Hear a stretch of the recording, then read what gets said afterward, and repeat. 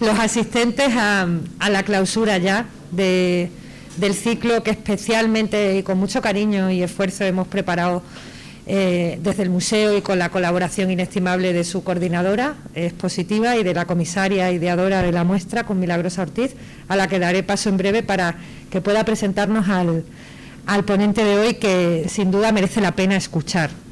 Hoy clausuramos un ciclo de ponencias específico, corto, pero con un formato muy dinámico, donde todos hemos podido sentirnos involucrados, participar, hacer un debate en torno a cuál es el planteamiento del Grupo Tolmo, en homenaje también por un lado, pero por otro que sirva ese análisis o biografía histórica del grupo y de las trayectorias individuales, de los enriquecimientos y diálogos colectivos que han formado el peso identitario de este grupo de artistas vanguardistas de la ciudad de Toledo, que integran la vanguardia con sus pros y sus contras en la ciudad de Toledo, y en sencillo y justo homenaje, como consideramos también desde el Ayuntamiento, que ha colaborado con el proyecto, desde el Museo del Greco y con los comisarios del proyecto, con Juan Antonio García Castro y con Milagrosa Ortiz, que hoy nos acompaña.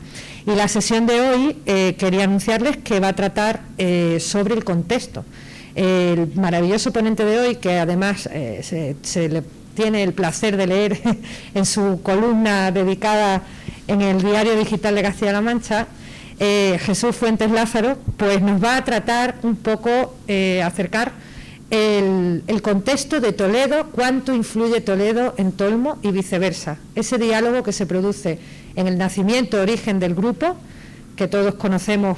Yo incluso llegué a conocer con Santiago, que en paz descanse, lo que quedaba de la galería de la calle Santa Isabel, y ese contexto de la ciudad, cuán de importante es para comprender el entorno que forja la personalidad artística de estos maravillosos artistas toledanos, que han hecho, aún más si cabe, poner de relevancia el patrimonio de la ciudad desde el punto de vista del arte contemporáneo y de la identidad y el legado inmaterial que también dejan, material en torno al proyecto expositivo que tenemos aquí la oportunidad de albergar en el museo, y tienen todavía aquellos que no hayan podido disfrutar con calma del recorrido de expositivo hasta el día 9 de enero, hasta después de Navidad, vamos a tener esa oportunidad. Y ese legado inmaterial en las vidas, trayectorias de cada uno de ellos, a los cuales quiero también agradecer especialmente la implicación con este Museo del Greco desde el principio, con el equipo anterior y ahora con los comisarios de la muestra y con el equipo del museo. Sin duda ha sido un proyecto muy significativo para nosotros. Estamos muy contentos con el resultado de esta divulgación en torno a la exposición, que es lo que el eje central que hemos tenido en los últimos meses desde octubre en el museo y que ha ocupado nuestro programa cultural y también didáctico, y queremos pues simplemente agradecerles que se hayan implicado, que hayan participado en cada sesión. Hay algunos que repiten fielmente cada cita, que difundan la importancia de esta identidad toledana, que conforma la complejidad de la identidad toledana desde el punto de vista de la reflexión artística, y que disfruten sin duda de la ponencia de hoy, que despediremos así el ciclo. El museo está a su disposición para cualquier otro tipo de proyectos, diálogos, sugerencias y comentarios, reflexiones, críticas constructivas que nos quieran hacer. Y este ciclo no se queda aquí, va a estar, afortunadamente, va a estar disponible en el canal YouTube del museo siempre, para aquellos que lo quieran volver a revisar o difundir entre sus contactos y sus entornos. Y hoy vamos a intentar, en esta sesión de clausura, que luego en principio nos acompañará el concejal de Cultura en representación del Ayuntamiento para dar las gracias especialmente y clausurar el mismo, vamos a intentar que esta sesión sea en la misma línea que las anteriores. Es decir, vamos a presentar brevemente al ponente por parte de Milagrosa, de Mila Ortiz, y luego ya en diálogo con Jesús vamos a establecer este tema que hemos decidido dedicarle a la sesión de hoy. Y por supuesto la parte final estará abierta a vuestras reflexiones y debates. Y sin más, agradecerles especialmente que una tarde más estén aquí, que disfruten de la misma, que disfruten del programa expositivo que hemos preparado entre todos, y con la implicación y el agradecimiento sincero a este grupo de artistas toledanos que tanto han dado por la ciudad. Les dejo con Milagrosa Ortiz, que presentará a nuestro ponente de hoy, y con la sesión del ciclo. Muchísimas gracias.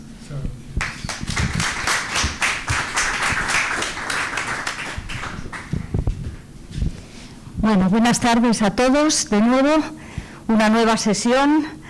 Han sido 3. Gracias a Carmen por la presentación y por todo el apoyo que nos ha brindado durante estos meses largos de preparación y de ejecución de esta exposición. Por supuesto, gracias a todos los artistas que desde el minuto 1 se han implicado y nos han hecho mucho más fácil el poder ir conociéndoles y el poder llegar a esta reunión de obras, esta simbiosis entre una casa del siglo XVI y la obra contemporánea de un grupo toledano que allá por el año 71, además de ser una reunión de amigos, iniciaron un camino, un viaje creativo, como hemos llamado a esta exposición, 50 años de viaje creativo, y que aún hoy no se han parado absolutamente. Hoy clausuramos este miniciclo de conferencias, hecho, como decía Carmen, con muchísimo cariño por nuestra parte, pero no queremos que sea ni un adiós y ni siquiera un hasta luego. Esta exposición y también este ciclo de conferencias trata sobre todo de abrir de nuevo el debate sobre un grupo de artistas y sobre una identidad de esta ciudad que hay que recuperar absolutamente y dar a conocer a las nuevas generaciones.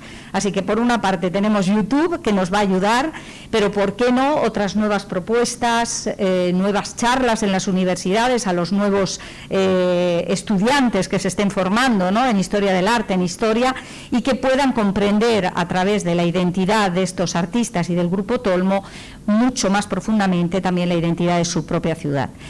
Y para terminar este ciclo hemos tenido a Rafael del Cerro en nuestra segunda conferencia, y para esta tercera conferencia tenemos a una persona que es cierto lo que se dice, cuanto uno más grande es, también es más humilde, ¿no?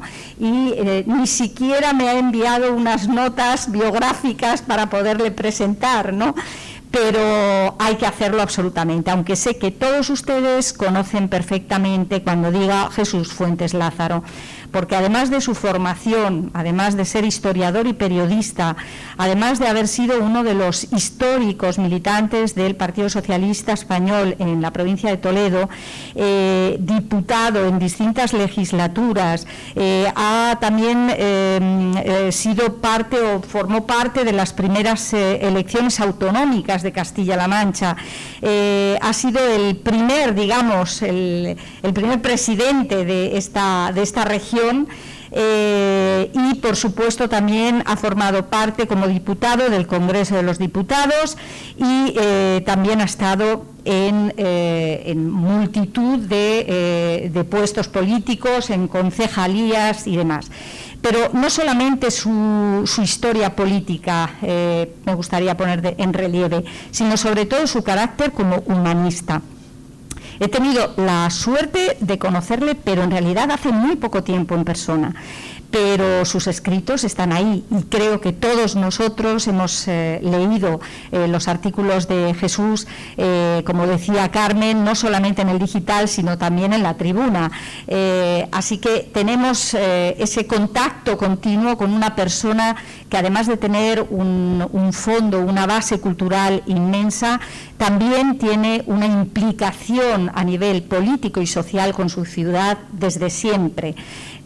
Nadie mejor que él para comentarnos y hacer reflexiones sobre cuáles fueron las circunstancias que rodearon el nacimiento de este grupo. ¿Es un grupo como tal? No lo es. Ahora Jesús nos va a hacer unas reflexiones seguramente muy atinadas, muy pertinentes, y lo que más me interesa es el conocer su punto de vista, su perspectiva histórica y su mirada, siempre atenta, siempre profunda y con muchísimas oportunidades para brindarnos un nuevo punto de reflexión, ¿no?, sobre estos artistas y sobre la propia Toledo de esos años. Así que no quiero seguir haciendo ningún tipo de discurso mayor, porque sé que Jesús no quiere, pero le daría un fuerte aplauso por parte de todos nosotros y damos inicio a la conferencia. Sí, póntelo cerquita, sí. A ver. Hola, ¿se oye? No. No, me lo arrimbré más. Ahora, me voy a quitar la mascarilla. Esto... Bueno, agradecer al museo y a ti, Mila, este acto y toda la exposición. Agradecerlo a los directivos, pero también a los trabajadores, que supongo que habéis tenido que negociar con ellos horas extraordinarias y cosas de esas, porque estas no son horas de estar tirados por la calle. Entonces, bueno, agradeceros el esfuerzo que habéis hecho, el esfuerzo por acercar el museo a los ciudadanos, y nada mejor que ese acercamiento intentando mezclar lo que es moderno, que es el Greco, con lo que es moderno, que es Tolmo. Hechos estos agradecimientos, el problema que tenemos los historiadores es que trabajamos con elementos muertos, y cuando uno tiene... Ya, claro. No, lo diré de antemano, no os deseo nada de eso. El problema es cuando trabajas con elementos vivos, porque tienes tú que contar la historia que ellos han vivido, lo cual tiene su punto de riesgo. Ese riesgo me ha tenido loco durante todo este tiempo que he estado preparando lo que os iba a decir. Porque claro, uno piensa, pero bueno, ¿cómo les voy a contar yo a ellos lo que ellos han vivido? Por eso cuando uno se muere, da igual, puedes contar lo que te dé la gana porque no te va a contestar. Pero aquí estamos ante la posibilidad de contestar.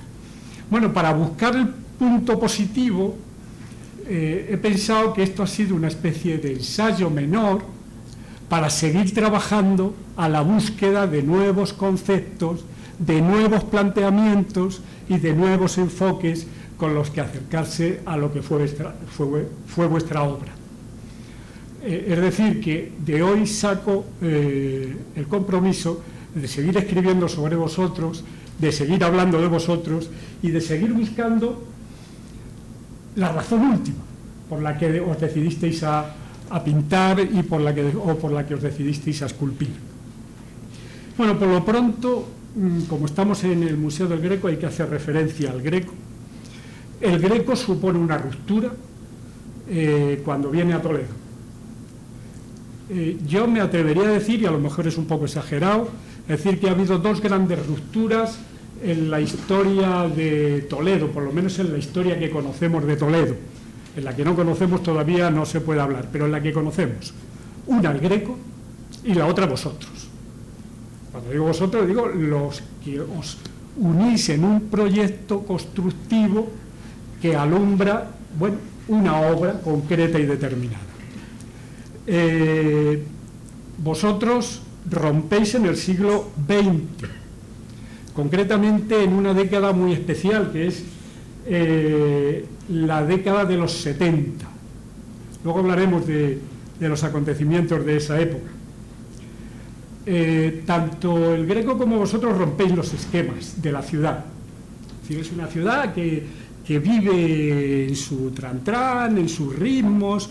En el siglo XVI debían ser los ritmos mucho más agitados que los del siglo XX, pero bueno, tenía sus costumbres, porque las ciudades pequeñas y más las renacentistas también tenían sus reglas de funcionamiento y vivían de acuerdo con esas reglas, y de repente aparece un tipo que es un emigrante, que es un extranjero, que no sabe hablar el idioma y que viene imponiendo modos y manera, estilos, rompiendo con todo lo que había existido hasta entonces, cuestionando los gremios, palabra sagrada desde la Edad Media, y él se atreve a romper esos esquemas de la ciudad. Eso ayudó a que fuera un incomprendido, es decir, una cierta soberbia personal o una cierta autoafirmación de su valor le sirvió para que no fuera demasiado entendido y demasiado comprendido. Ya sabéis que todos los que vemos a nuestro alrededor excesivamente ufanos de su valía, solemos ponerles algún que otro reparo, alguna que otra frontera, porque nunca sabes cómo va a ser. Bueno, pues el Greco provocó a la ciudad, se vino a vivir aquí, a esta zona que estaba entre lo maldito, porque había sido barrio judío. Y bueno, los reyes católicos habían levantado una iglesia maravillosa para demostrar quién mandaba aquí y cuál era el poder, dónde estaba el poder. San Juan de los Reyes lo levantan como una ostentación de poder. Bueno, pues a ese barrio donde los reyes católicos han hecho una ostentación máxima de poder, se viene a vivir un tipo que encima es un provocador. Aunque ya lo dijo el otro día Rafa, el primer cuadro que pinta es para la corte, porque realmente, como él dijo, él no venía a Toledo, él venía a Madrid. El hermano de un canónigo de Toledo le había dicho: en España se necesitan artistas, se necesitan pintores, se está construyendo un edificio ingente y van a necesitar gente. Entonces vete a Toledo, mi hermano te atenderá y desde allí te procurará un contacto con la corte. Bueno, después de las gestiones que se hacen, ya sabéis los pintores lo que cuesta que te encarguen un cuadro, ¿vale? Incluso los mecenas de antes, no ya la administración de ahora, sino los mecenas de antes, eran bien reticentes, a pesar de que eran más generosos. Bueno, consigue que le encarguen un cuadro y pinta el Martirio de San Lorenzo, pero claro, es un cuadro absolutamente insólito en la pintura de la época. Lo es por la escenografía. El principal elemento del cuadro es el martirio, pero el martirio del santo está en segundo plano. Está en primer plano, están un caballo magnífico y un cuerpo de un joven exactamente igual de magnífico, llamando la atención por todos los lados. Y el motivo, bueno, pues como una cosa menor. La escenografía ya le complica la vida, pero también le complica la vida el colorido.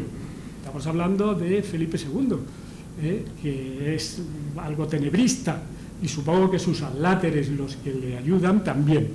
En consecuencia, bueno, aceptan el cuadro, pero con poco entusiasmo. De hecho le dejarán relegado a un segundo plano. Le deslumbra, pero evidentemente no les gusta, es decir, no entienden la pintura de aquel personaje. El mismo fenómeno se va a repetir en Toledo, por influencias, lógicamente, del canónigo. Le encargan un cuadro, el primero y el último, por cierto. Pinta el expolio.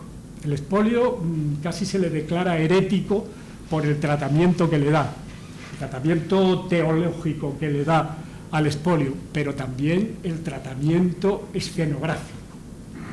Es impresionista, no impresionante, sino impresionista. Y si de hecho hacéis la prueba y os vais ahora cualquier día de estos a la catedral, si es posible que no haya turistas, y ahora que tiene una iluminación adecuada y ahora que está restaurado adecuadamente, desde la entrada de la sacristía veréis que es una especie de llamada imposible de desviar la mirada, el color rojo ese que pintó el Greco. Era puro impresionismo.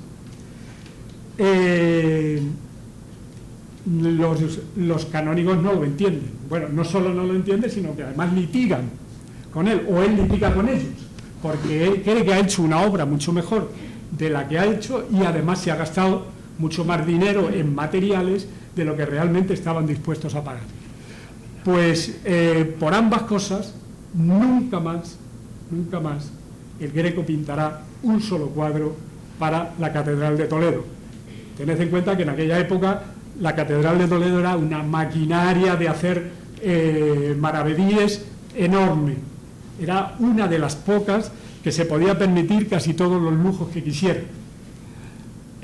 Bueno, no le entienden, y solo el Greco va a sobrevivir, pues por un lado con la burguesía, que en esa época sí había en Toledo, burguesía ilustrada, para utilizar palabras modernas, y sobre todo con las órdenes religiosas, que para demostrar su no sumisión al poder episcopal y al poder de la catedral, hacen la vida como pueden y encargan las obras que les da la gana. Gracias a eso el Greco puede vivir, gracias a los dos pueden vivir. Bueno, pues si esa ruptura en la ciudad es muy importante, mucho mayor, mucho más significativa, es la que hace el Grupo Tolmo. Supongo que no lo pensabais en aquel momento. Luego después reproduciré algunos de los testimonios que Milagrosa ha recogido en el catálogo, que son muy interesantes. Por cierto, el catálogo es una maravilla, así que enhorabuena. Pero provocáis una ruptura absolutamente espectacular. Es verdad que solo para los entendidos, eso ha servido para que, por otro lado, los poderes oficiales, sobre todo cuando viene la democracia, os lleven y os traigan para un lado y para otro, porque de alguna forma quieren tener una pátina cultural que no saben cómo adquirirla, y entonces lo que se les ocurre es llevaros, subiros, bajaros, haceros alguna exposicioncita, nombraros hijos de algo, etcétera, etcétera. Pero en el fondo es solo lo que a mí me parece, y lo digo desde la subjetividad, vosotros podéis discrepar y estaré de acuerdo con vuestras discrepancias, es solo, desde mi punto de vista, una manipulación o una instrumentalización. Si nos da tiempo hablaremos de ello y por qué digo esto. Bueno, cuando el Greco desaparece, su obra desaparece, ya sabéis la triste historia del Greco. Su hijo trata de mantenerla como puede, pero una vez que desaparece también el hijo, desaparece la obra del Panorama de Toledo. Por cierto, una de las cosas que me preocupa, aunque voy a adelantar discursos, es ¿qué pasará con la gente del Grupo Tolmo y otros pintores y escultores del Grupo Tolmo cuando desaparezcan? Y cuando desaparezca la familia, y cuando lleguen los bisnietos que ya seguramente no sabrán nada de quién era aquel que pintó cuadros. ¿Qué pasará? ¿Qué pasará con vuestra obra? ¿Qué pasará con la obra de tanta gente que ha estado trabajando, que ha estado pintando y que ha hecho una obra importante en Toledo? A mí eso, la verdad es que me tiene obsesionado, posiblemente porque lo estoy viviendo en carne cercana. Yo he visto lo que ha pasado cuando murió mi hermano, perdonadme la reflexión personal, y he visto también el tratamiento de algunas de sus obras. No sé lo que pasará después, más adelante. Pero eso me ha servido para plantearme qué pasa con los demás. Ahí está un autor, que yo desde luego no sé nada de él, con el que mantuve una buena relación, que es Peces. No sé qué pasa con él y con sus obras. Ahí están los hijos, los descendientes de Calato, tratando de sacar adelante con una fundación también la obra de su padre, supongo que con éxito relativo. Bueno, pues lo mismo que desapareció la obra del Greco, puede desaparecer la vuestra, y eso es preocupante porque es la obra de una vida, pero sobre todo es el testimonio de una época, porque vosotros, creo yo, lo que pintáis es la historia de esta ciudad, aunque no lo pretendáis. Lo que tenemos es que averiguarla, es decir, cómo reflejáis esa historia de la ciudad, porque como os constituisteis, y hablaremos de ello ahora también, pues es muy difícil, porque es complicado encontrar una especie de elemento común que se pueda aplicar de manera genérica, porque cada uno sois como sois y pintáis como pintáis y elaboráis como elaboráis. Pero bueno, en cualquier caso, eso es lo que a mí me ha traído loco. Constatar, cuando me empezaba a preparar esto, que es muy difícil hacer un discurso homogéneo, de vosotros como colectivo. Entonces es una dificultad que yo no esperaba encontrarme, pero que me la he encontrado y que evidentemente la he solucionado como he podido. Yo creo que de mala manera. Pero bueno, al final uno aprende de sus errores y hace el compromiso firme de seguir investigando, a ver cómo se puede tratar y cómo se puede encontrar las claves de cómo vosotros descubrís, pintáis mejor la historia de esta ciudad.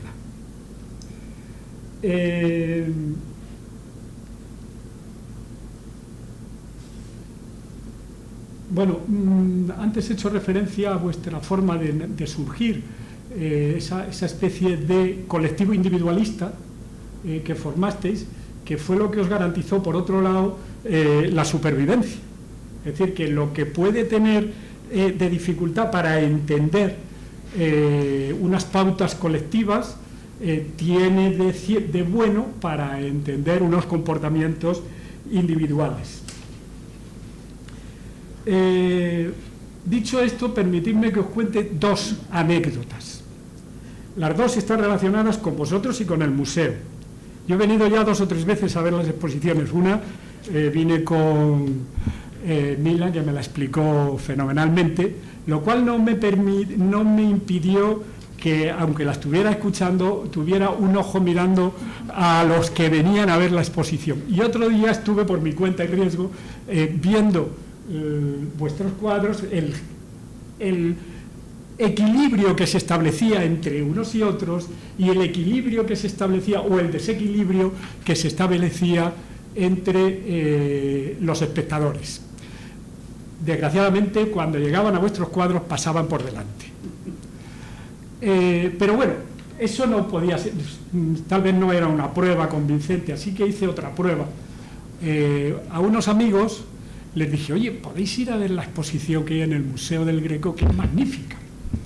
Y estos amigos, que son cultos, uno es un religioso, el otro es un poeta, el otro es un escritor, resulta que vinieron a ver la exposición. Y a los pocos días me encuentro al que yo le había recomendado que viniera a ver la exposición y le dice: pues no nos ha gustado nada a ninguno. Pero bueno, ¿por qué? Nada, no había manera de encajarlo eso con el Greco y tal. Pero después de hablar un poco más, terminó con una frase que es la habitual: pero es que además no lo entendemos. Y esa es la clave que nos está pasando con el arte moderno y contemporáneo, aquí y en otros muchos lugares. Es decir, no entendemos el arte de nuestra época. No nos han educado para poder valorar el arte de nuestra época. Nos han educado para que aprendamos y interpretemos al Greco, o a Caravaggio, o a Velázquez, o a Goya. Pero a los del siglo XX les hemos dejado ahí, a los del XX y a los del XXI, les hemos dejado ahí como mucho lo figurativo. Nos atrae porque nos cuenta aparentemente una historia gráfica, Si alguien preguntáramos que esto es figurativo, este cuadro de Raimundo es gráfico, cuenta cosas, pues no les dirían qué es lo que cuenta, pero les atraería más que aquel, seguramente, porque ese es un poco más complejo de interpretar. Bueno, eso me ha llevado a la conclusión que ya algunos os adelanté, y es que en la biblioteca, si nos lo permiten, vamos a iniciar un ciclo con vosotros, si estáis dispuestos a colaborar, que lo podríamos titular para aprender a valorar la pintura moderna, donde la propuesta que yo os haría sería que cada uno coja 4 obras suyas, una fotografía, y explique a la gente que vaya cuáles han sido los procesos creativos, qué es lo que hay ahí, cuál es el valor del color, por qué ese color y no otro, por qué ese dibujo y no otro. Es decir, a ver si somos capaces de romper esa especie de no entendimiento que no nos han dado en la formación, ni siquiera me atrevería a decir universitaria. Yo cuando estudié historia y tuve un buen profesor de historia del arte, llegamos escasamente al siglo XX. Sabía un montón, desde luego, de Asiria y del Paleolítico. De eso sabía un montón.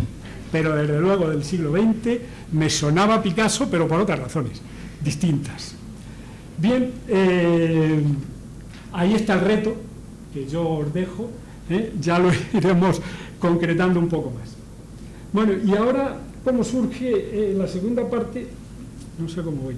¿cómo surge esto? Mila me propone hablar sobre vosotros, y yo le digo, yo lo que no quiero es decir lo mismo que se dice siempre de Tolmo, y empiezo a discutir con ella, y ella lo que hace es darme capotazo, pues me dice, no, pero si lo harás muy bien, tal, no sé qué, no sé cuánto. Bueno, esas cosas que se dicen, pero me daba miedo, os lo juro, porque hablar a los amigos, como os antes he dicho, de su vida es muy complicado.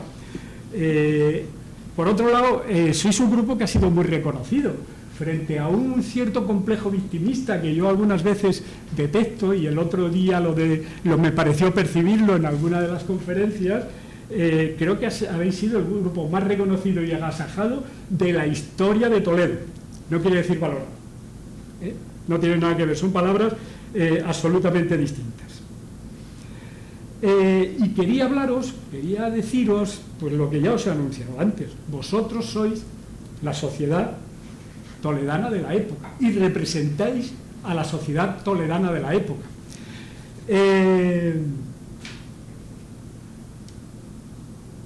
Vivís en Toledo. Bueno, nacéis en Toledo, vivís en Toledo, trabajáis en Toledo y sobre todo, casi todos, salvo alguna emergencia, tenéis la vocación de vivir en Toledo, lo cual para un pintor es un riesgo enorme, porque todo el mundo sabemos que el arte se mueve en Madrid o en Barcelona, no desde luego en las capitales de provincia. Buscando cómo argumentar esto en el catálogo, me encuentro una frase que ha utilizado Mila, que es nada menos que de Kandinsky, que dice, y os la leo literalmente: toda obra de arte es hija de su tiempo, muchas veces es madre de nuestros sentimientos. Bueno, a mí cuando descubrí esa frase me pareció una revelación, una epifanía, me atrevería a decir, porque me aclaraba todo. O sea, yo estaba en lo cierto. Esta gente representa a Toledo. ¿Lo mejor o lo peor de Toledo? No, a Toledo. Luego, si eso es así, vosotros, además de representar a la historia de Toledo, lo que hacéis es documentarla gráficamente. O sea, para estudiar la historia de Toledo en el siglo XX habrá que recurrir a vuestras obras y veremos cuál es el mensaje que nos emiten esas obras.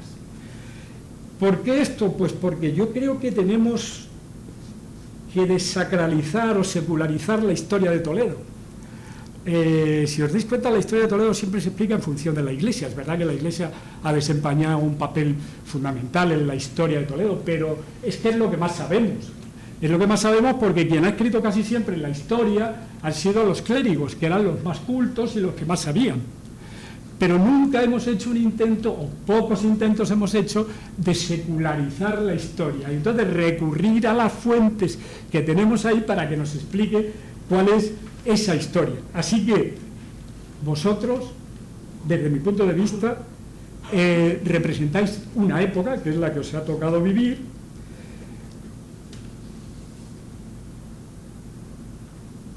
y tenéis unos mensajes que contarnos. Por eso luego al final hablaremos del famoso Museo de Arte Contemporáneo. Pero ¿para quiénes trabajabais vosotros? ¿O exponíais vosotros? ¿Para quiénes poníais en la galería? Pues hombre, por lo que yo os he oído, para la ciudad. Aunque a la ciudad solo iban, y voy a utilizar una palabra un poco cursi, las élites toledanas. Vamos a Santa Isabel iban vuestros amigos y algunos otros curiosos, pero es verdad que era una fiesta. Cada vez que se anunciaba una exposición era una fiesta. ¿Era la élite la que iba allí? Pues supongo que sí. O iban las fuerzas vivas, que no tiene nada que ver con las élites, porque normalmente las fuerzas vivas suelen ser las fuerzas muertas.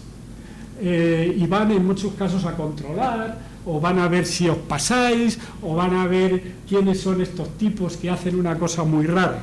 Pero bueno, yo voy a seguir pensando que iban las élites a ver vuestras exposiciones, las vuestras y las que organizabais con otros autores. Daos cuenta que en el siglo XX estamos en 50.000 habitantes, bueno, realmente 47.000. He subido a 50.000 para redondear, pero son 47.000 y pico. Eso lo componen, la población la compone trabajadores poco cualificados, funcionarios de poder adquisitivo escaso, militares de la Academia de Infantería, religiosos y poco más. Y las élites son, bueno, pues más que élites a lo mejor son diletantes. Y lo digo porque yo me encontraba entre ellos. Yo iba para ver y ser visto, pues a lo mejor también. Bueno, nos veíamos, nos charlábamos, nos saludábamos, o iba acompañando a mi hermano. Y aquí voy a introducir también una digresión, un paréntesis, que es a propósito del mecenazgo. El mecenazgo en el siglo XX desaparece, bueno, desaparece en el siglo XIX. Desde el Renacimiento, en Italia se pone de manifiesto lo que es el mecenazgo. Es decir, hay burguesías, clases potentes que tienen mucho dinero, que además de tener dinero quieren ostentar, quieren representar el poder. Y entonces en las repúblicas italianas, cada dux o cada conde o cada jefe hace su alarde para que cuente un autor, uno o varios, cuente su vida, sus milagros y sus historias. O sea, saben ya lo que es la propaganda. Bueno, en España pasa lo mismo. La catedral encarga cuadros sin ton ni son para tratar de demostrar el poder. Incluso en algunos casos es una prueba de poder interno. Por ejemplo, si vais a la sala capitular de la catedral, veréis la superposición de estilos que en tan poco espacio se han superpuesto. Está el mozárabe, el Renacimiento, está otro Renacimiento, hay varios estilos juntos que eran pulsos que se echaban los obispos cisneros, sobre todo, con los canónigos. No era otra cosa, no es que se arme allí un batiburrillo porque sí, es que lo que hay son manifestaciones del poder, porque la pintura, la escultura, la música y la arquitectura son representaciones del poder, y el lenguaje que tiene el poder es a través de esto, aparte de comprarse un coche, pero eso ya es una cosa moderna. Bueno, ese mecenazgo existe en España también hasta el siglo XVII y XVIII. Recordar, por ejemplo, a Cervantes mendigando que alguien le proteja para que pueda publicar el Quijote, la segunda parte del Quijote. O recordar a Lope de Vega, que sí que tiene mecenazgos, y entonces se permite el lujo de estar haciendo permanentemente estrenando obras de teatro, concretamente en Toledo, también en Madrid, pero sobre todo también en el Corral de Comedias de Toledo. Bueno, esto va desapareciendo a medida que las ciudades y las sociedades se van empobreciendo y se va suplantando pues por alguna pequeña burguesía que en algún momento compra un cuadro, en muchos casos para blanquear dinero oscuro y que se le escape a Hacienda, o si no hay esa burguesía que tenga algún excedente, no compra nadie. Por cierto, el último acto de mecenazgo que yo acabo de conocer es que el Ministerio ha comprado un cuadro del Greco que se expondrá, creo que todavía no está expuesto, se expondrá próximamente en este museo. Bueno, 1,5 millones de euros ha pagado el Ministerio para regalar, para hacer mecenazgo con una obra de ese tipo que sin lugar a dudas es espectacular. Me parece que la vimos en la exposición del centenario y efectivamente es espectacular. Bueno, es lo último que yo conozco. Tendría que haber más, pero luego si queréis discutimos de las políticas culturales que no han existido, o que han existido pero a su manera. Perdona que te interrumpa. Nada, así respiro. Ha sido realmente un ejercicio de todo lo que es la aplicación de la legislación de patrimonio de este país, porque ha sido el ejercicio del derecho de tanteo y retracto que el Estado se reserva para obras que pueden ser susceptibles de exportación fuera de España. Y en ese sentido, pues sí que nos tendríamos que sentir orgullosos, los toledanos concretamente, todos, ¿no? Como sociedad, que por lo menos los poderes públicos de vez en cuando, ojalá fuera más frecuentemente, y, pues ocurren cosas como tan positivas como esta. Y por supuesto, en cuanto sea posible, estamos preparando ya todo para exponerlo en el museo en un lugar bastante acorde y integrado plenamente en la colección. Muy bien. No sabéis cómo me alegro. Cuando vi la noticia me encantó, y tenía que decirlo porque si no hago propaganda. Bueno, voy a intentar suprimir fechas, pero no me va a quedar más remedio que citar algunas, porque vosotros estáis en un contexto histórico y social determinado. Y por mucho que queráis ser artistas individuales, no os podéis, porque nadie nos podemos zafar al entorno en el que vivimos. Bueno, para entender lo que pasa en la década de los 70, que es una década especialmente violenta, hay que remitirse a los 60. Es decir, realmente yo mirando vuestras obras me parecían más de los 60 que de los 70, pero también discutible. Bueno, a los 60 hay que remontarse por tener un paradigma, como se utiliza en historia, no muy claro, pero sí concreto, en mayo del 68. Mayo del 68, París arde, pero arde París y arde también Europa, se conmueve Europa absolutamente. Bueno, al final se canaliza la violencia que se manifiesta en el mayo del 68, pero no quiere decir que la década, que en otros sitios esa violencia no se mantenga. Es más, los principios morales sobre los que se había basado, se había asentado la Guerra Fría se vienen abajo. Y como ya todo el mundo ve que ese modelo no sirve, lo que hacen las grandes potencias es hacer otra forma de dominio, de ejercicio de poder, que es haciendo guerras locales. Por ejemplo, la de Vietnam. Nadie se puede escapar al impacto de algunas de las fotografías, de los telediarios, apareciendo fotografías de Vietnam. Bueno, aquella guerra que también tiene sus contestatarios en el propio Estados Unidos, supuso la broma de 3 a 5 millones de muertos. En Camboya, los Khmeres rojos, estos por otra vía, provocan del orden de 2 millones de muertos. Y también nos despertábamos o nos desayunábamos con las noticias de los disparates de los Khmeres rojos. Eso por la parte occidental, pero al mismo tiempo está llegando a Europa algo que hasta entonces no había llegado, el periodo oscuro de Stalin. En Francia, por ejemplo, y en España, y en casi toda Europa, el Partido Comunista había conseguido que la intelectualidad europea estuviera encandilada por la Revolución Rusa, pero por la Revolución Rusa del 17, no por la Revolución siguiente o por cómo continuó la Revolución, sobre todo con Stalin. No os voy a contar las maravillas de Stalin, porque ¿para qué? Bueno, evidentemente en todo esto la CIA sigue jugando un papel muy importante, y os voy a contar algo solo que para contaros alguna cosita, porque hay mucho más que contar.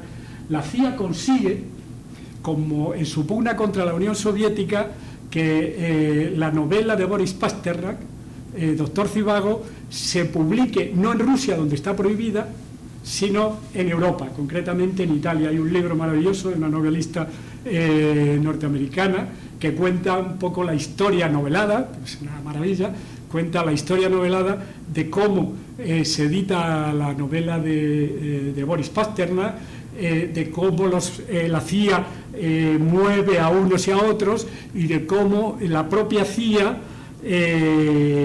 empieza a sufragar la cultura de Europa. Y hay muchos de los intelectuales franceses, alemanes, europeos y supongo que españoles, que están financiados por la CIA. Y desde luego quien sí financia, por otras razones evidentemente diversas, a quien sí financia la CIA es al famoso expresionismo norteamericano. Pero ahí porque hay una operación de Estado, por decirlo de alguna forma, de trasladar toda la influencia artística de París, trasladarla al nuevo mundo donde realmente hay mucho más poder adquisitivo, que es a los Estados Unidos. Y Nueva York se convierte en la nueva París de los años 20. Bueno, esto es con dinero de la CIA y operaciones de la CIA, que la cuentan los propios protagonistas. O sea que como veis, la historia se nos acerca hasta Toledo. No digo que aquí pagaran a nadie de la CIA, porque no tengo datos, si lo tuviera tampoco lo diría. Bueno, por si faltara algo, enamorados ya, desencantados de la Revolución Rusa, nos enamoramos de la Revolución China, de Mao Zedong. Pero Mao Zedong se le ocurre dar el gran salto adelante, que entre poesía y poesía se carga a 30 millones de habitantes. Que sepamos, yo todavía cuando estuve en China, cuando visité China, me encontré con gente, una guía concretamente, que había sido objetivo del gran salto adelante, reeducada, era una licenciada en lenguas, hablaba perfectamente 5 o 6 idiomas, la llevaron a un campo a trabajar de agricultura, en la agricultura. No murió por suerte, pero otros seguramente morirían. En Latinoamérica, en el año 70, Allende gana las elecciones. Si os acordáis, todos nos pusimos tan contentos porque había una alternativa distinta al capitalismo norteamericano. Era la vía, como diría yo, socialista hacia el capitalismo. Allende se convierte en un mito de la izquierda, los cantantes son un mito de la gente. Es una revolución democrática, por decirlo de alguna forma, solo que en el año 73 la CIA, esta vez no en su rama cultural, sino en su rama más perversa, prepara un golpe de Estado y se inauguran con eso, y paso rápido, las dictaduras en Latinoamérica.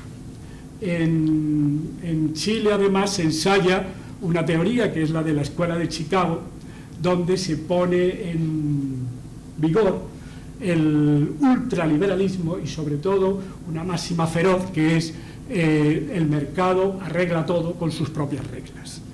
Bueno, se crean también las guerrillas y las contraguerrillas, y nosotros en Europa copiamos. Surge el IRA,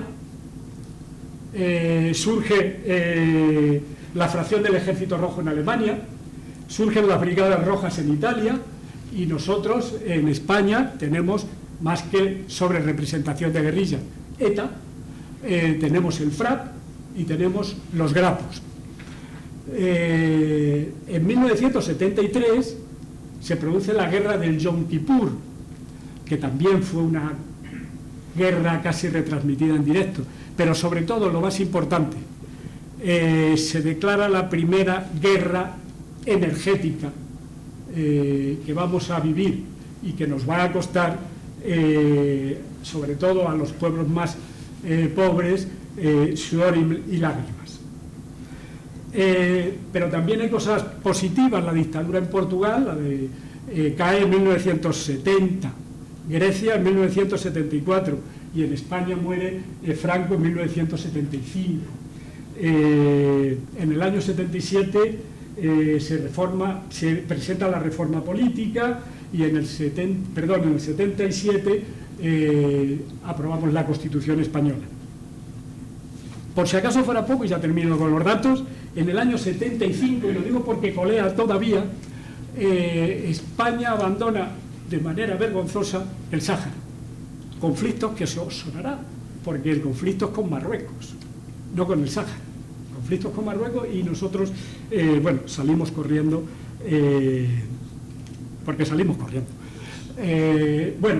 Para hablar de Toledo, en el año 69 se crea el Colegio Universitario, muy importante porque va a ser un primer foco de, por decirlo de alguna forma, un primer foco de cultura.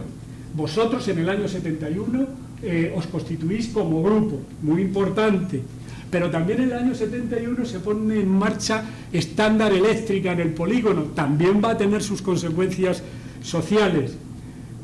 Vosotros traéis la primera exposición de Canogar, y después a continuación traéis la de Alberto Sánchez, que parece, o por lo menos quisimos interpretar en su momento, que era la reconciliación de la ciudad de Toledo con Alberto Sánchez, puro espejismo.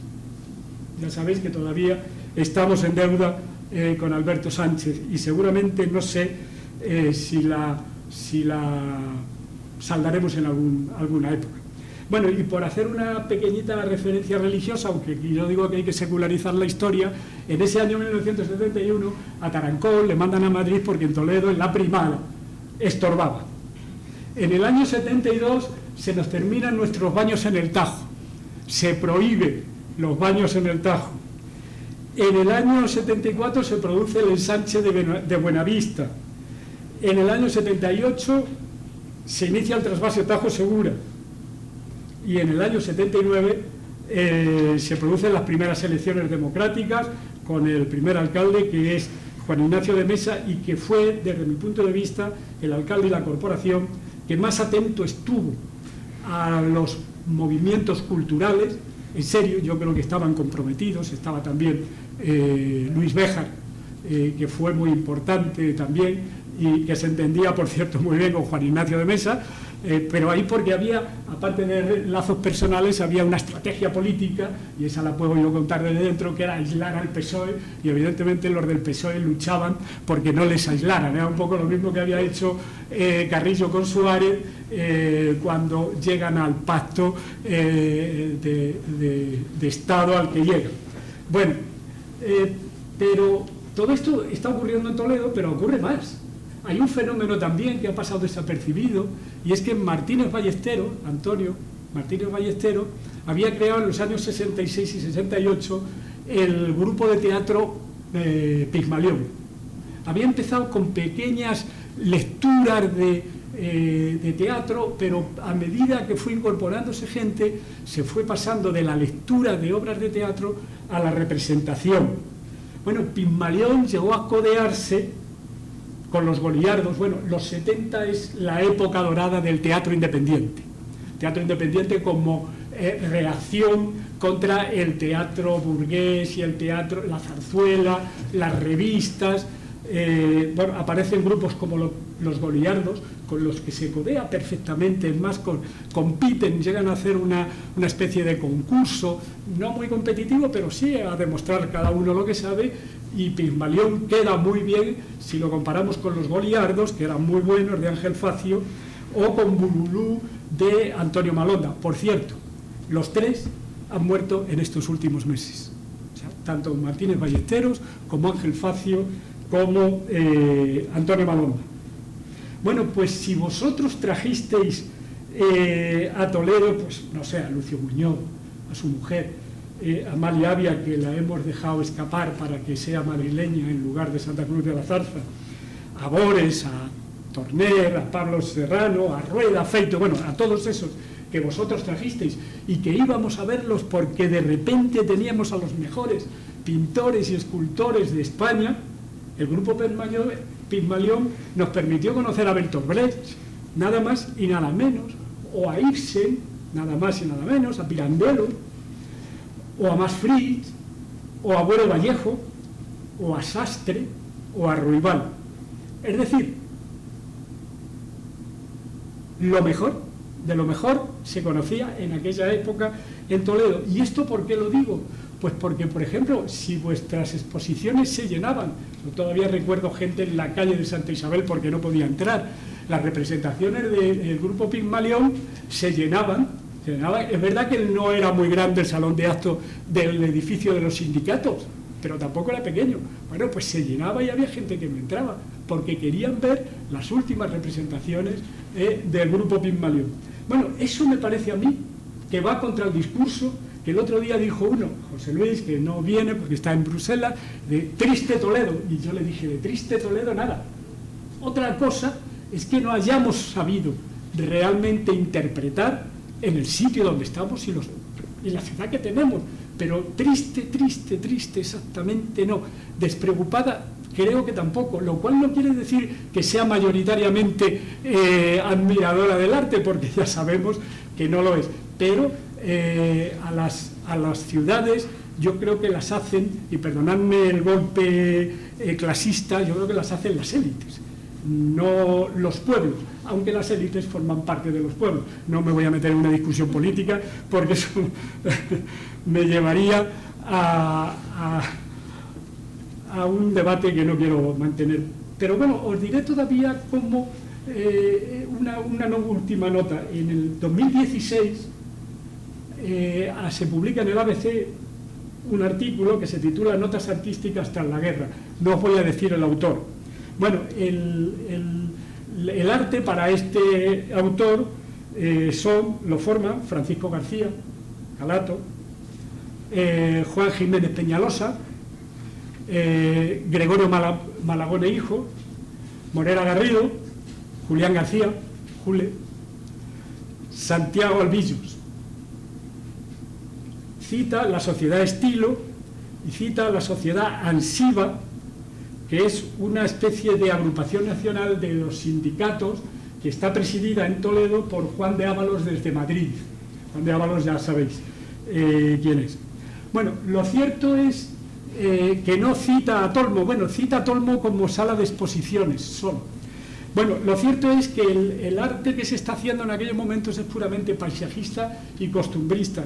Y bueno, os acordaréis de Tomás Camarero con su caballete pintando las escenas de Toledo. Bueno, ese era el arte que primaba en Toledo, y de repente venís vosotros y rompéis absolutamente todos los esquemas. Yo creo que en parte la culpa la tiene la Escuela de Artes. De hecho, la Escuela de Artes y Oficios, no solo de Toledo, sino de toda España, ha llegado a formar a la gran mayoría de artistas de la época. Se reproduce aquí, no sé si sabiéndolo o no sabiéndolo, el modelo que se había establecido en la Bauhaus en la época, en la República de Westfalia. Enseñáis oficios, pero también estimuláis la creatividad. Lo importante de la educación, precisamente, no es aprender el oficio, eso se aprende con oficio, sino estimular la creación, que se sea capaz de crear algo a raíz de los materiales que te han proporcionado. Bueno, no sé cómo voy. Bien, si Bien. Luego dejamos un cuarto de hora. Sí, termino rápido porque... 5 minutos, ¿no? Bueno, permitidme una cosa última. Vosotros, yo creo, en mi opinión, luego desmentí, creéis un grupo viendo los otros grupos que se habían creado en España. En España se habrían creado muchos grupos que además se habían deshecho casi inmediatamente. Los grupos son sustituidos por equipos, que también durarán poco y desaparecerán pronto. Mientras que vosotros creáis un grupo, yo creo, a los modos y maneras de esos grupos que se han ido creando en los años 60 y en los años 70, aunque ya a finales de los 70 hay que empezar a hablar de otras cosas, hay que empezar a hablar del cómic, incluso se nos cuela la movida por algún sitio. Pero bueno, vosotros creáis un grupo contra o como forma de luchar contra el monopolio que establece Barcelona y Madrid. Es decir, en los años 60 los pintores y escultores de esa época yo creo que habían llegado a un pacto, no diré explícito, pero sí tácito con la dictadura, para que unos apoyaran, la dictadura apoyara a los pintores y a los escultores en el exterior, y los escultores y pintores, a cambio de eso, lucieran sus obras en el exterior.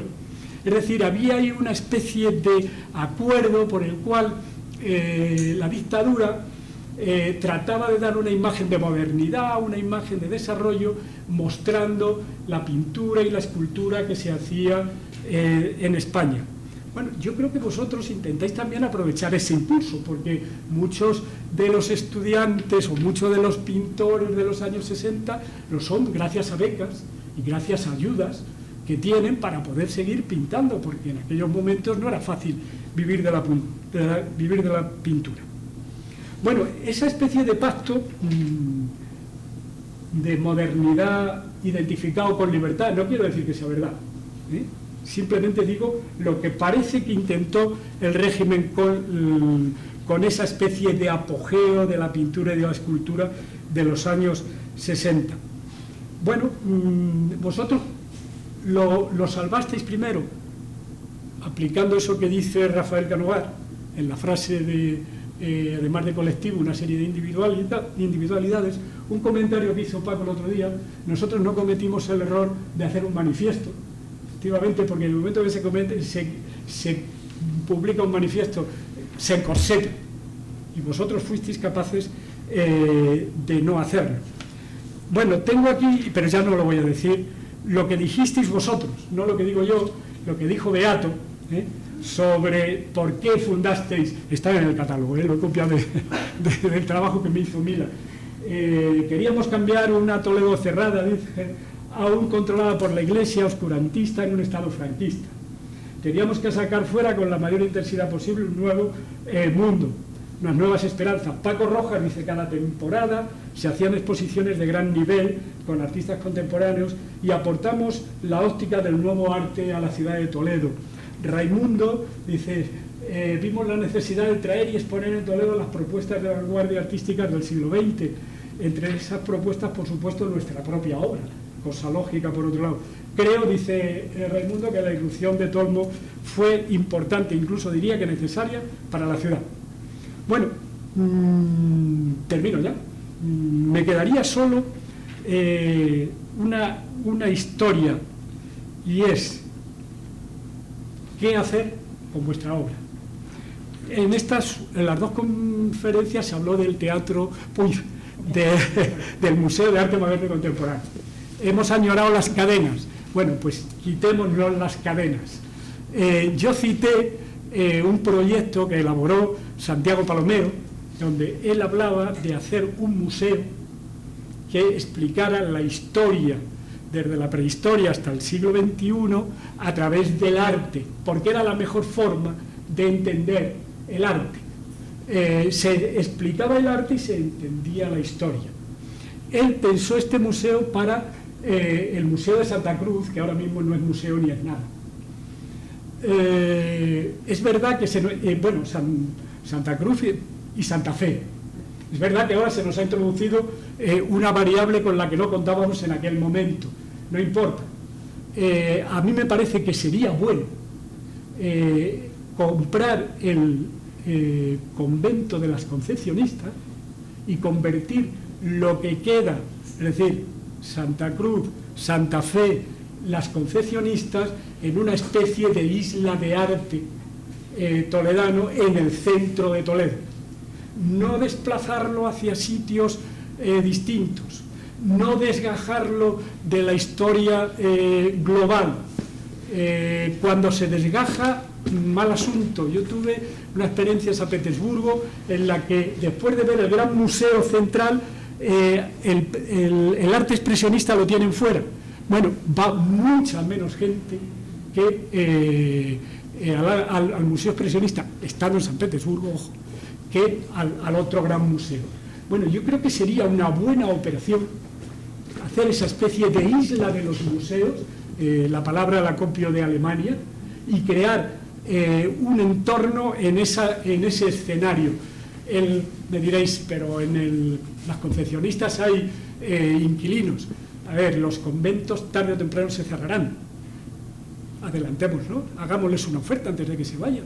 Háganles una oferta razonable, que puedan asumir, y veamos y hagamos en el Alficén realmente ese museo de arte moderno y contemporáneo. Yo creo que es un buen sueño y una buena utopía, pero sobre todo lo que no hay que hacer es disgregar la obra de arte moderno y contemporáneo, porque hoy por hoy, mientras no sepamos entender el arte moderno y contemporáneo, estará condenado a ser en minoría, y hay que intentar que sea mayoría, con trampas o como sea, o con inteligencia, pero eso hay que intentar hacerlo. Y nada más, muchas gracias, lamento haberos dado la lata de esta manera, y ya os digo, mi frustración es por no ser capaz de haber dicho todo lo que tenía que decir. Gracias a todos.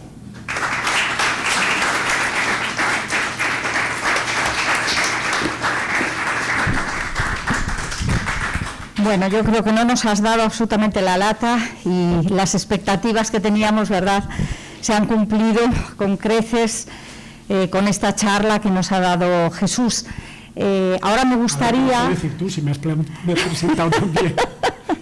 ¿Qué voy a decir yo? Claro, que le he echado capotes, como me decía él, para convencerle, ¿no? Que al principio me decía, pero que no, mira, pero ahora y tan rápido. Y yo, pero Jesús, si es que tú, si puedes hablar de todo, si además les conoces, has vivido la época. Así que al final, bueno, un poco al principio, ¿no?, con sus dudas, pero creo que hice muy bien en ponerme pesada, ¿no? Así que aquí lo hemos tenido. Y sobre todo el hecho de que esta exposición no tiene que ser un punto de llegada. Lo hemos dicho, ¿verdad?, con la directora y todo el equipo, hemos dicho, esperamos que sea un punto de partida de este viaje, a otro viaje, que puede ser, por ejemplo, el que ha dicho Jesús, el de mantener la obra de tantos y tantos artistas y de este grupo Tolmo en algún lugar, ¿no?, que esté al seguro, que no tengamos ese problema de dónde está la obra, cómo la vamos a catalogar, ¿no?, y que esté toda absolutamente pues fuera de control. Me gustaría abrir, como siempre, un pequeño diálogo, no me gusta ni siquiera llamarlo debate, ¿no?, un pequeño diálogo entre vosotros, y tengo que decir que hoy contamos con la presencia además del concejal de Cultura, Teo García, que ha estado atentísimo a la charla de Jesús, y que me gustaría también invitarle de manera informal, como un toledano más, que además conoce perfectamente, ¿no?, todo el perfil cultural de la ciudad, invitarle también a que participe en esta parte de debate, ¿no?, para poder comentar, ¿no?, todas las ideas que nos ha propuesto Jesús. Así que doy por abierta la sesión de charla y debate. Si alguno de vosotros quiere proponer una pregunta, tenéis alguna reflexión que hacer respecto a lo que ha dicho Jesús, e invitar también a Teo García, si se quiere poner aquí en primera fila para poderle pasar el... Paco te pide la palabra. Sí. Estamos en familia hoy. Así que yo os paso el micrófono a quien quiera hacer una reflexión, una pregunta. Paco, ven.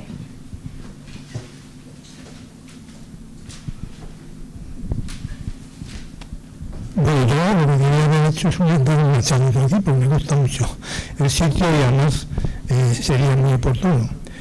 Pero lo que sí, y esa charla, desde luego, en esa charla desde luego hablaría del Greco, como habéis hecho todos los que habéis participado, pero lo entroncaría con todos los conceptos que se derivan de lo que es vanguardismo. Una palabra un poco, para mí, no muy bonita que digamos, y además se ha utilizado de muchas maneras y se le ha dado demasiado importancia, o al revés, se le ha quitado importancia. Entonces, para mí, hablando del Greco, yo diría que fue un vanguardista, vanguardista, y además fue, hasta cierta medida, un promotor del modernismo a su modo, porque lo toman un grupo de artistas importantes de Austria, y además Mayer Graf, que era un crítico muy importante en Alemania y un gran escritor, viene a España precisamente a ver el milagro de Velázquez, a ver cómo tal, y resulta que se encuentra con el milagro del Greco en vez de con el milagro de Velázquez. Eso, que era un expresionismo de mucha fuerza y de mucho poderío, lo deja obnubilado. Y gracias a eso, la influencia que ejerce indirectamente por los fundamentos que desarrolla Mayer Graf es enorme. Se crea, y de ahí él iba buscando la modernidad en Alemania. Y no sabía qué hacer, y escribió un libro sobre España, se titula España, que precisamente sirvió para que los artistas alemanes se fundamentaran más en los conceptos expresionistas, y de ahí viene el conocimiento de la vanguardia que ha supuesto en la historia del arte el expresionismo alemán, la Blau Ritter, por ejemplo, el jinete azul. Bueno, pues esa es una de las cosas que a mí me gustaría aquí introducir como... Por lo que está diciendo Paco, podrías dar una charla sobre la mirada del arte contemporáneo, también divulgativa para todas aquellas personas que, como decía antes Jesús, no tienen ese pozo cultural. Tenemos que tener en cuenta que la mirada siempre es algo que se construye a lo largo de la historia. Entonces, lo mismo que ahora las personas, y hoy hacía esta reflexión con unos chavales de segundo de arquitectura que han venido a ver la exposición con Adolfo Domingo, ¿no? y me preguntaban, ¿no? ¿Cómo podemos saber si una obra de arte contemporánea es o no es válida? Yo les decía, es una cuestión de pozo cultural y sobre todo de tener una serie de imágenes ya en la cabeza. ¿Por qué ahora las personas que antes rechazaban el impresionismo, el fauvismo, ahora lo ensalzan y les ves delante de un cuadro de Matisse diciendo ¡ah, qué maravilla! ¡Cuántas emociones me provoca! Cuando habían sido expulsados del salón por las personas de su propia época. Pues justamente por ese motivo, porque en ese momento las personas de un determinado momento no entienden la vanguardia, no tienen la mirada que tienen los artistas de ese momento y que van delante de nosotros, van abriendo camino, van abriendo brecha. Y luego la historia es la que pone en su sitio, en cada lugar, a los que realmente, ¿no? Pues a los que realmente valen, a los que realmente son válidos. Y yo creo que sería muy interesante, Paco, que cada uno de vosotros diera una charla más bien divulgativa, diría yo, sin tener un carácter excesivamente, ¿no? Muy intelectual, sino que también pudiesen acceder un público general a cómo se mira una obra de arte. Lo sé que muchas veces vosotros decís, nosotros hemos querido expresar esto y ya está puesto ahí. Es verdad, tenéis toda la razón. Pero hay que empezar quizás, como decía Jesús, a dar pues pistas, llaves, unas llaves para que la gente pueda abrir puertas, ¿no? Y empezar a comprender un poco más el arte contemporáneo y vuestra propia obra. Sí, yo me comprometí con Jesús para dar una charla en la biblioteca. Lo que pasa es que yo quería que iba a ser antes. y voy a aprovechar para deciros que el día 17 voy a inaugurar en mi estudio, más que en mi estudio, mi sala de exposición, una pequeña, o sea, una muestra de pequeño formato de 4 etapas de mi vida. La última era el 21, que es gráfica, porque la buena exposición, o la gran exposición, gracias a Teo también, la haré ya a finales de enero en San Marcos. Bueno, pues estas son las noticias que yo creo que queríamos oír, ¿no? Desde el Museo del Greco también, el hecho de que esta exposición haya servido primero para poner otra vez en valor vuestra obra. Sabemos que hay pocas obras, hemos inundado el museo en todos los espacios que hemos podido, la verdad, con un trabajo de todo el equipo increíble, y lo que queríamos era lograr esto, que en realidad se pusiese en valor vuestra identidad, no solo como grupo, sino también como artistas singulares, únicos cada uno de vosotros, y que vuestra obra se empiece ahora a publicar, que se empiecen a hacer exposiciones de cada uno de vosotros, que se hagan charlas en la universidad. Estos chavales que han venido hoy no tenían ni idea, y son chicos que están formados, que están en segundo de carrera de la Escuela de Arquitectura de Toledo. Les he preguntado yo con mi manera didáctica desde los niños, ¿no? ¿Quién de vosotros conoce el Museo del Greco, no? Que parezco la maestrina siempre. Bueno, pues ni uno. Es que no lo conocía ni uno. Y yo me pregunto, nosotros, desde las instituciones, tenemos el deber de poner en valor este patrimonio. Y este patrimonio no es solamente el Museo del Greco o el Museo Sefardí o el Museo de Santa Cruz, es también ese patrimonio inmaterial, la mayor parte, aunque tengáis vuestras obras, pero todavía no hay un lugar donde verlo. Entonces hay que hablar de este Grupo Tolmo, hay que hablar de los años 70. Es una historia, ha hablado de historia, Jesús. Nos ha hablado de una historia que además es muy reciente, que en parte hemos vivido todos de una manera u otra, o ya en la transición o antes, pero la hemos vivido y vivimos en un país que aún es reflejo de todo lo que ha pasado en esta historia. Entonces, creo que es interesante lo que has dicho, el hecho de que desde ahora, desde las instituciones, ayuntamiento, universidades, diputación, se mueva realmente, se muevan las aguas y empiecen a hablar seriamente de lo que es una política cultural que está hablando de la identidad de esta ciudad, me parece, ¿no? No sé, comentadme.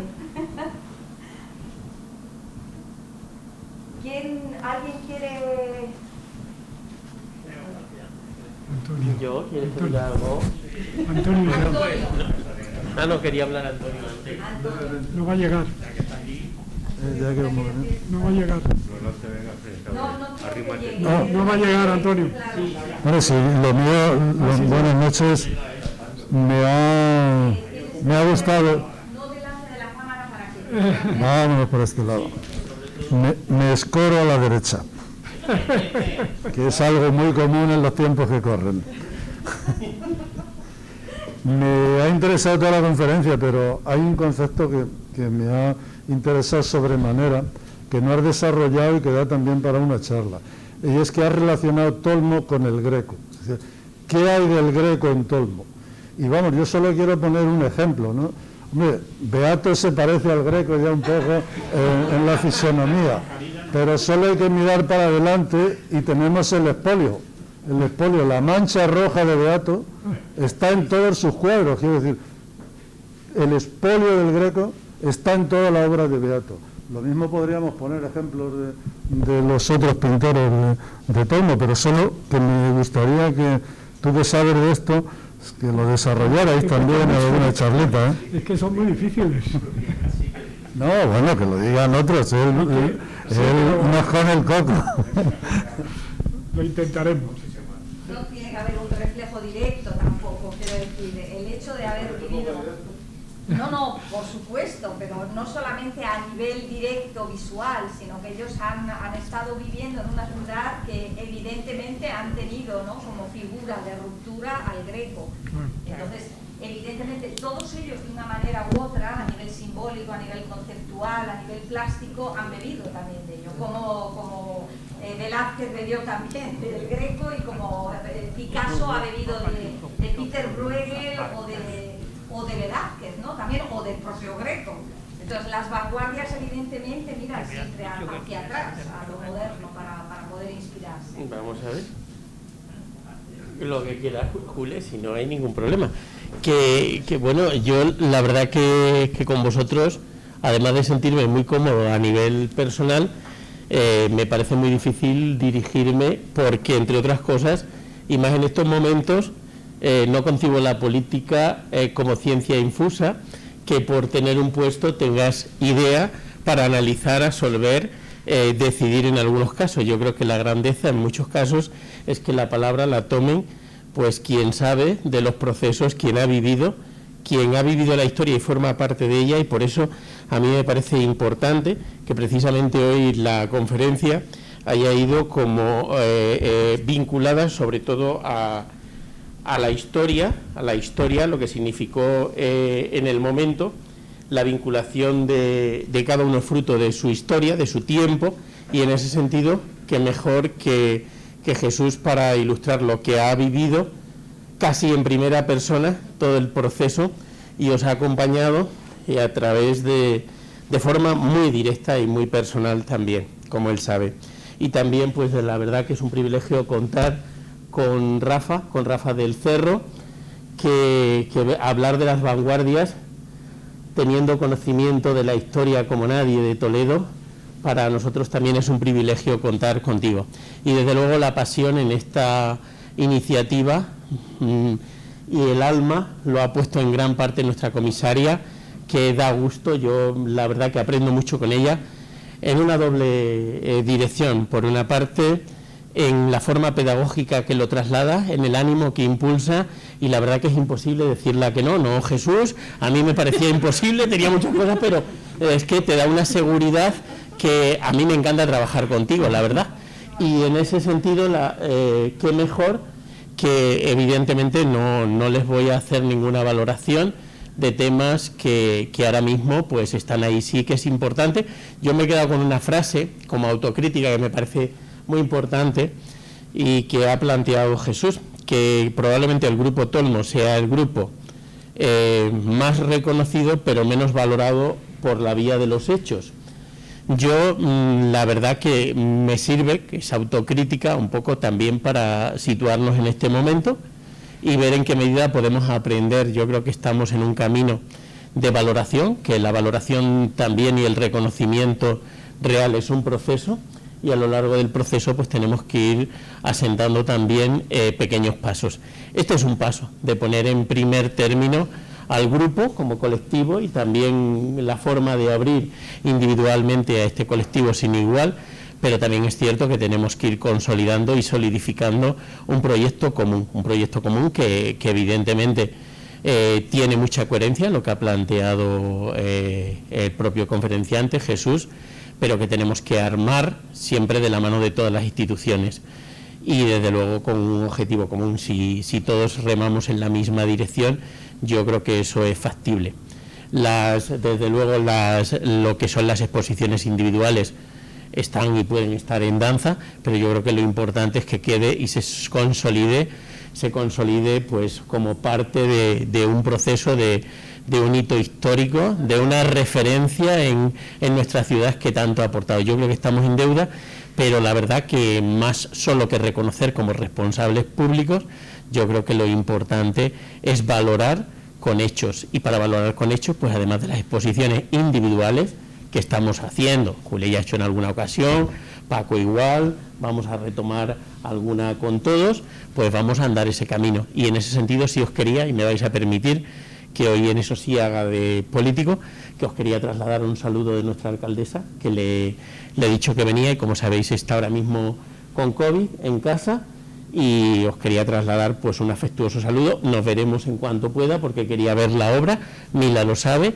y en ese momento pues podemos intercambiar directamente también pues vuestro sentir, bueno, y sabéis que individualmente tiene trato casi con todos de vosotros, y en ese sentido pues bueno, Eduardo mismo hace muy poco me mandó también una referencia que le había enviado, pues a ver cómo podemos ir armando un proyecto colectivo, porque yo creo que no hay que hablar nunca de individualidades, aunque la verdad que las expresiones son diversas. Si algo define Tolmo es la diversidad, como esta propia ciudad, y yo creo que hay que buscar ese arma o esto que nos une a todos independientemente del momento. Y gracias por hacerme partícipe de este momento, y ya está, muchas gracias. De verdad, por haber venido. Muchas gracias. Gracias, Teo.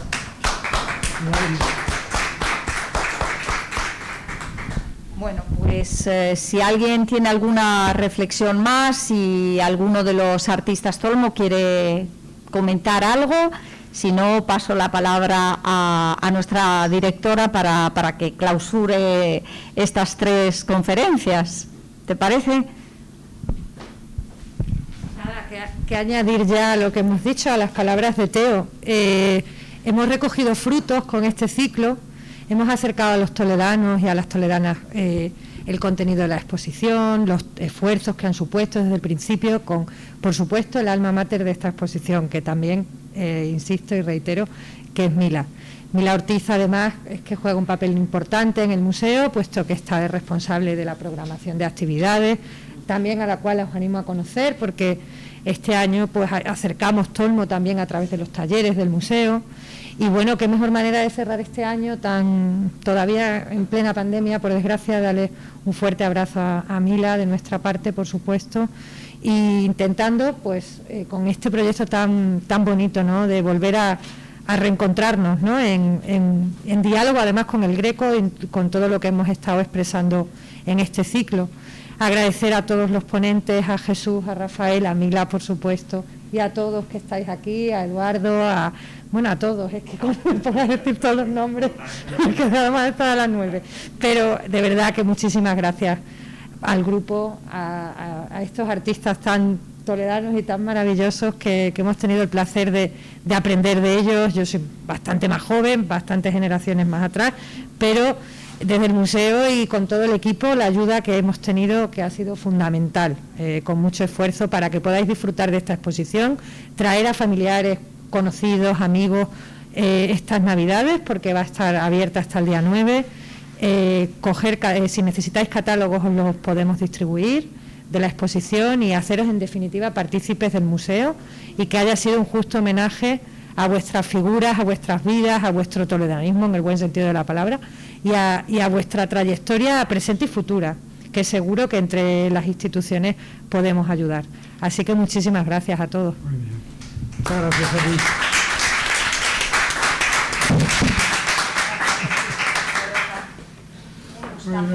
Menos mal que existe. Es que